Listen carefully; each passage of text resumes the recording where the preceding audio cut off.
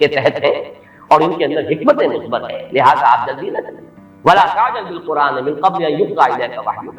تو اس اعتبار سے نوٹ کر لیجئے کہ تنزیل جو ہے وہ محمد الرسول اللہ صلی اللہ علیہ وسلم پر نزول قرآن کے لیے،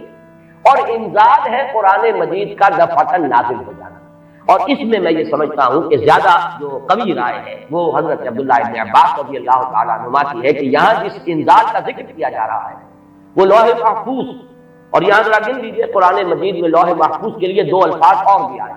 انہ فی ام الکتاب لدینا لعلی الحکیم۔ یہ ام الکتاب میں ہے، وہ ہے اصل جڑ، وہ ہے اصل کتاب۔ یہ تو نقول ہے، جیسے کہ میں نے بارہا کہا ہے کہ فیصلہ جو ہے جج کے ہاتھ کا لکھا ہوا محفوظ ہے، آپ نقل حاصل کر سکتے ہیں، وہ نقل مطابق اصل جو ہے وہ آپ کو مل جائے گی، لیکن یہ کہ اصل فیصلہ تو وہ ہے جو جج نے اپنے ہاتھ سے لکھا ہے اور وہ محفوظ ہے۔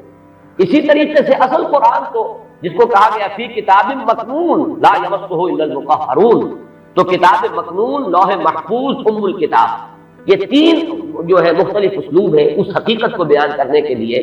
کہ وہ اس عالم امر میں، وہ ساتویں آسمان سے بھی اوپر کہیں کوئی ہے جس کی حقیقت کو اس وقت ہم نہیں سمجھ سکتے، وہ لوح محفوظ ہے، وہ ام الکتاب ہے، وہ کتاب مکنون ہے، وہاں سے یہ پورا قرآن نازل کر دیا گیا دفعتاً واحدہ، جملتاً واحدہ، لیلۃ القدر میں، کہ جو کہ رمضان مبارک کی ایک شب تھی، سمائے دنیا تک۔ وہاں سے پھر فرشتے نے اس کو تدریجاً جو بھی اس کے نزول کے لیے حکمت معین تھی اللہ تعالیٰ کے علم میں، اس کے مطابق اس کو نازل کیا محمد رسول اللہ صلی اللہ علیہ وسلم۔ البتہ یہ رائے کہ اس سے مراد آغاز نزول ہے، یہ بھی لفظی اعتبار سے اس کے اندر کوئی تضاد نہیں ہوگا، اس لیے کہ آغاز نزول میں جو آیات نازل ہوئی ہیں وہ تو دفعتاً واحدہ ہی نازل ہوئی۔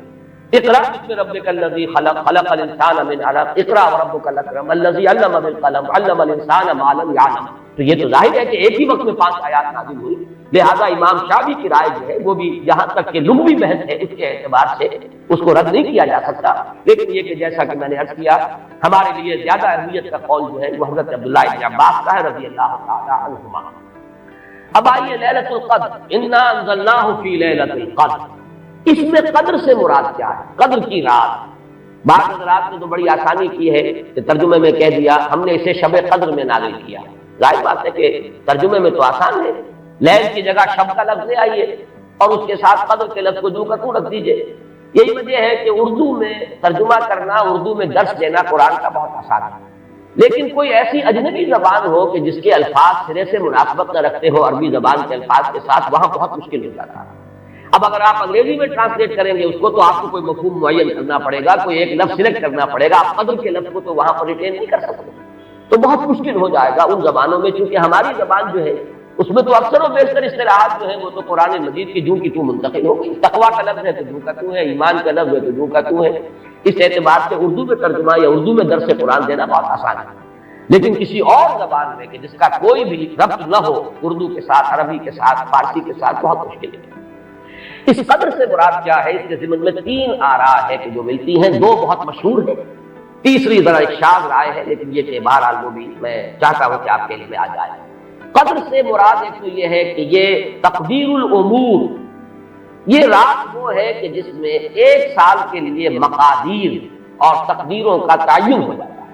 اگرچہ ایک لفظ میں نے استعمال غلط کر دیا جملے میں، تعین تو وہ ہو چکا ہے ازل، اللہ تعالیٰ کے علم ازلی میں تو وہ چیزیں پہلے سے موجود ہیں، کب کس وقت کس شے کو ظہور پذیر ہونا ہے، کب کس وقت کس جگہ کون سا واقعہ ظاہر ہوگا، لیکن یہ ہے کہ وہ تو اللہ کا علم قدیم ہے، علم کی حد تک وہ علم قدیم ہے، وہ تو ہمیشہ سے شے جو ہے موجود ہے اللہ کے علم قدیم میں، لیکن یہ کہ ہر سال کا معلوم ہوتا ہے کہ جیسے ہمارے ہاں ایک مفہوم ہے بجٹ سیشن ہے، سال بسال کچھ چیزیں معین کی جاتی ہیں، اس اعتبار سے ہر سال یہ ایک شب آتی ہے کہ جس میں اس سال سے متعلق امور فرشتوں کے حوالے کر دیے جاتے ہیں۔ اس اصل جو ہے ام الکتاب سے یوں سمجھ لیجئے، ام الکتاب اب یہاں میں لفظ استعمال کر رہا ہوں، اللہ تعالیٰ کا علم قدیم، اللہ تعالیٰ کے علم قدیم میں جو چیزیں معین ہیں، جو آنے والے سال کے لیے جو حالات، حوادث، واقعات جو بھی ظہور پذیر ہونے ہیں، ان کے بارے میں اللہ کے جن فیصلوں کی تنفیذ ہونی ہے وہ حوالے کر دی جاتی ہیں فرشتوں کے کہ وہ ان کو تنفیذ کریں۔ یہ گویا کہ تقدیر کی رات ہے لیلۃ القدر، یعنی وہ رات جس میں تقدیر الامور، تمام معاملات جو ہیں ان کا معاملہ طے کر دیا جاتا ہے، اور اس کی تائید ہوتی ہے وہ سورہ دخان کی آیت سے فیہا یفرق کل امر حکیم،